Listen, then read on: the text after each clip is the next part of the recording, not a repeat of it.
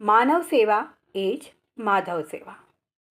એક દિવસ એક પિતાએ પોતાના પુત્રને પૂજા માટે થોડા ફળ લેવા માટે મોકલ્યો. કેળા ખરીદી પાછા આવતા રસ્તામાં તેણે એક બાળક અને તેની માતાને જોયા. બાળકને વિચાર આવ્યો કે ખૂબ ભૂખ્યા લાગે છે. ભૂખ્યા બાળકે કેળા જોતાં જ આ બાળક તરફ દોટ મૂકી. માં, ભોજન!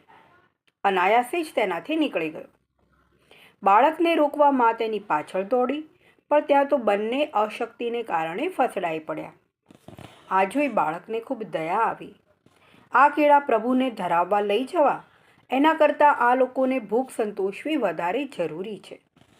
કેળા તેમને ખવડાવી તેણે પાણી લાવીને પીવડાવી દીધો.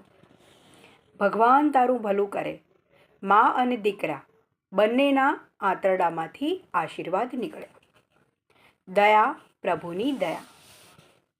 વારંવાર આભાર માનીને ભોજન મળ્યાના સંતોષ અને હરખથી બંને મા દીકરાની આંખો છલકાઈ ગઈ.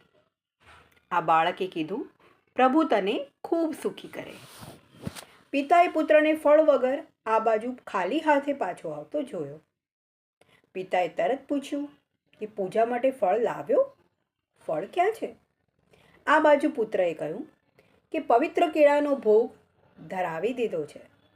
રસ્તામાં ભૂખથી ટળવળતા મા અને બાળકને દુઃખી જોઈને મારાથી રહેવાયું નહીં.